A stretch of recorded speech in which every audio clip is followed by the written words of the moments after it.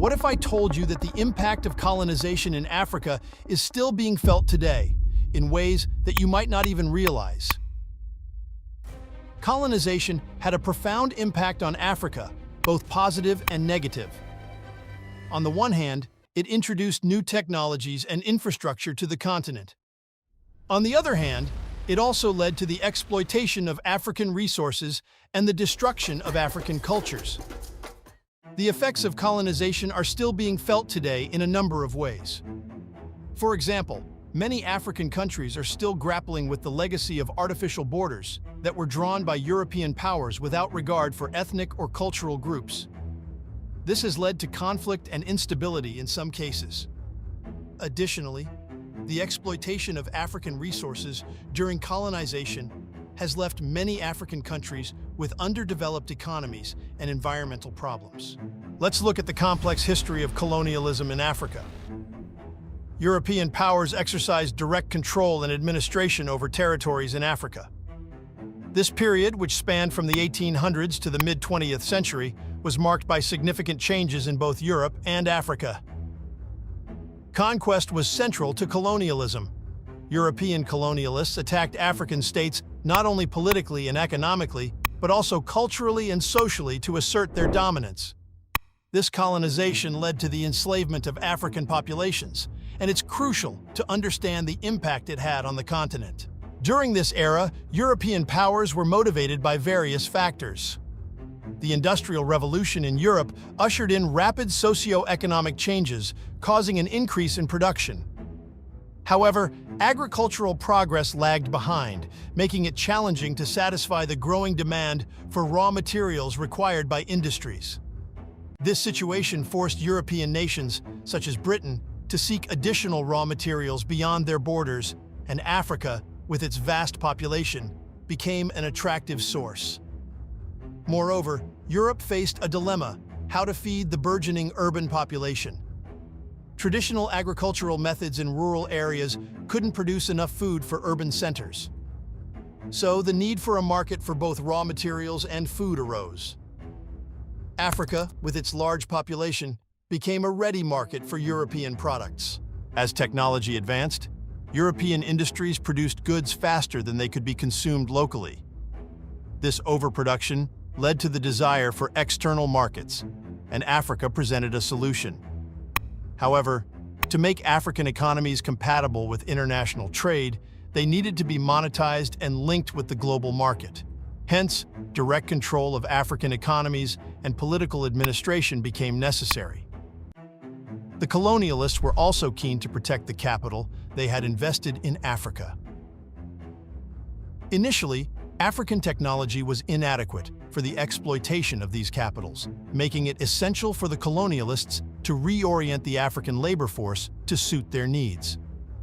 To ensure this, they resorted to compulsion, using government machinery and the imposition of laws to compel Africans to work in the new industries. If you are having fun and being informative, please like and share the video. Moving to colonization again. European powers systematically interfered with the sovereignty of African states, sometimes favoring one group over another. Gunboat diplomacy, consular intervention, and merchant intrigue became commonplace, undermining the power and sovereignty of African states. British traders penetrated the African coast in powerful gunboats. Over time, they began to lose their initial fear and respect for local authorities. With intrigue and determination, they gradually displaced African traders from their role in the Euro-African trade. It then imposed unequal trade agreements on African states, forcing them to open their Western markets to British involvement. When African rulers resisted such demands, this often led to trade wars and, in some unfortunate cases, outright gun battles. Emerged as the most effective strategy for European colonizers to establish and maintain their dominance. Colonizers began to seize land and organize labor to exploit the vast resources of the continent. African people were not used to this new economic system. Africans were forced to work on colonial plantations and industries. Africans had to work because their traditional way of life was disrupted. It wasn't a willing choice. It was a matter of survival. In some regions, heavy taxes were levied, and their collection was strictly enforced. Africans had to sell their labor to whites to earn money for this tax.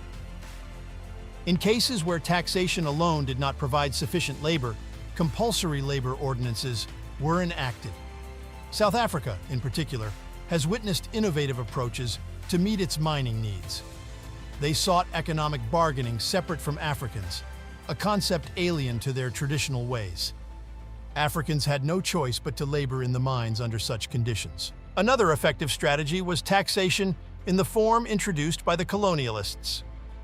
It was unfamiliar to most African communities, and the colonial authorities insisted that taxes be paid in colonial currency. Tax evasion came with a severe penalty, and Africans feared the consequences. Through these strategies, colonialists succeeded in maintaining their direct control over African territories, using the continent's labor and resources for their own profit and development. As you know, the effects of colonialism in Africa were not all positive. One of the things the colonial powers did was introduce Western education. Now, on the surface, that might sound like a good thing, right? But here's the catch. This education wasn't rooted in African culture. It was more about reading and writing, and it didn't really encourage technological development or industrialization. Before colonialism, Africans had their own unique technological skills. They were skilled in sculpting, carving, weaving, and more. They were self-sufficient in many ways. However, colonial education pushed them away from their indigenous skills towards something that didn't really help them progress technologically. So, in a way, it set Africa back in terms of technological development. Now, let's talk about the economy. Colonialism messed up the economic landscape in several ways. Africans were often pushed into producing raw materials for the colonial powers, rather than encouraged to develop their own industries. The prices for African raw materials were kept low, while the manufactured goods imported from the colonial powers were expensive.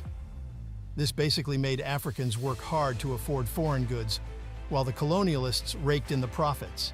The way commerce was structured was also problematic. African trade became mainly export-import oriented, and it was integrated into the global market prematurely. This meant that African economies couldn't fully develop their internal strengths before being exposed to international competition. It's like trying to run before you can walk. The absence of reinvestment in African economies is another issue. When profits were made, they often didn't get reinvested in Africa. Instead, they were sent back to the colonial powers. This lack of reinvestment hindered economic growth and development. Transportation was another area where colonialism fell short. The transport networks were primarily designed to move raw materials to the coast for export rather than connecting different regions within Africa. So, while it facilitated the extraction of resources, it didn't do much to enhance internal development and communication. And when it comes to social amenities and urbanization, they are often concentrated in specific areas, neglecting many other parts of Africa. This lopsided development created inequalities and disparities within the continent. The African territories they conquered weren't all the same. They had different roles. Some were treasure troves of minerals, like Congo and South Africa, while others were designated for plantation crops. Then, there were those earmarked for European settlers and those for peasant production. Each category had its own colonial policies and objectives. Take Nigeria and Ghana, for instance. They fell into the peasant production category. But what was life like under colonial rule?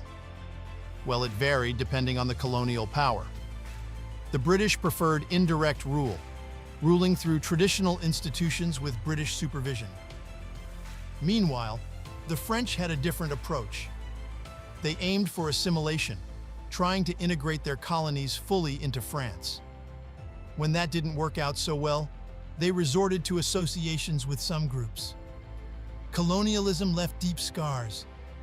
It created a divide between the center and periphery nations, where the periphery produced raw materials only to see them snatched away by the center. Africa was caught in this web of exploitation. The colonialists disrupted the African economy, education, trade, and even currency systems. They pushed a monocultural economy, stifling industrialization. The labor force suffered, toiling on colonial plantations for meager wages, while African traders saw their businesses taken over. But that's not all.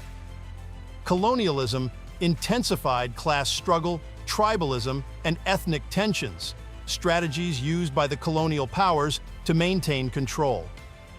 Divide and rule was the British policy in Nigeria, sowing discord to prolong their rule. Today, the legacy of colonialism looms large. Many African nations still grapple with the consequences: economic dependency, class divisions, tribal conflicts, and more. The past casts a long shadow on the present. In a nutshell, colonialism in Africa was a complex and devastating chapter in history. It shaped the continent in ways that continue to reverberate today, and understanding its impact helps us appreciate the challenges and complexities of the African experience. So, what do you think is the biggest impact of colonization on Africa?